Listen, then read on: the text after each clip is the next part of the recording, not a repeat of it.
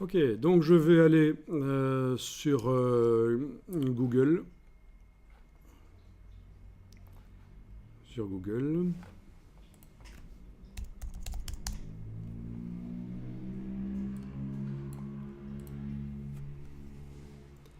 Et je vais chercher une image de désert, dans ce cas-ci, parce que j'ai besoin d'un décor de désert, et par la suite on mettra un ou deux animaux dedans, et ce sera l'occasion de faire du photomontage et d'apprendre plein de choses. Donc, je vais taper désert, voilà.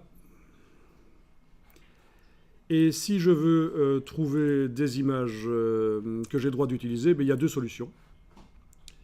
Il y a deux solutions. Ben, déjà, je vais maintenant passer à la partie images de Google.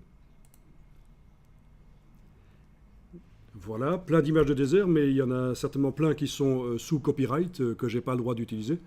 Bon, il y en a aussi qui font partie de banques d'images, et là, je peux les acheter. Et le prix va varier en fonction de la dimension à laquelle je vais l'utiliser, l'image, du nombre de personnes qui seront touchées par mon produit qui utilise l'image aussi. Donc les prix ne sont pas fixes dans les banques d'images. Vous voyez les banques d'images, les sites spécialisés qui vendent des images. Pour les photographes, même amateurs, c'est d'ailleurs une source de revenus qui peut être intéressante de mettre ses propres images dans certaines banques d'images et de les revendre. Bon, alors, ici je vais aller dans Outils, et vous avez les droits d'usage. Donc vous avez des outils qui apparaissent, des filtres, et on peut filtrer les résultats là, par droit d'usage. Et vous pouvez demander de ne montrer que les images qui peuvent être réutilisées et même modifiées. Donc c'est réutilisation et modification autorisée. C'est ce qu'on appelle les Creative Commons. Creative Commons, c'est en fait ceci. Voilà. Bon, il y a une autre manière de faire. Et là, je vais remettre en images non filtrées par licence. Donc à nouveau, toutes les images, même celles que je n'ai pas le droit d'utiliser, apparaissent. Et je vais utiliser l'autre manière de trouver des images que j'ai le droit d'utiliser. Il faut taper entre guillemets, public domaine, orthographié comme ça.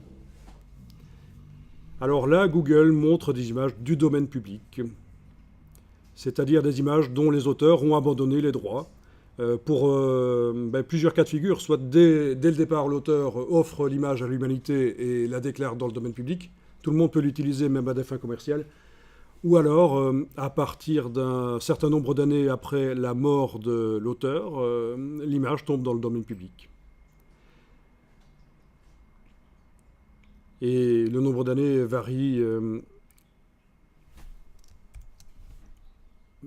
en fonction des pays.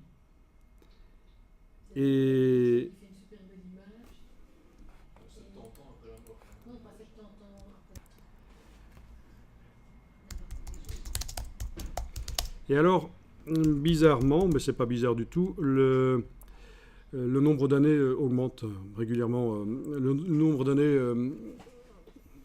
le temps qu'il faut pour qu'une image tombe dans le domaine public, mais c'est parce que les gens vivent de plus en plus longtemps aussi. Sur Wikipédia, n'y allez pas, je vous montre juste là, sur Wikipédia français, il y a des graphiques qui vous montrent que le nombre d'années augmente et que c'est lié à l'espérance de vie. En fait, vous avez en bleu ici l'espérance de vie et en droit la durée du droit d'auteur. Donc on voit que régulièrement, on augmente brutalement le nombre d'années qu'il faut pour qu'une image soit dans le domaine public. Et c'est calqué sur la durée de vie, l'espérance de vie des gens. C'est logique.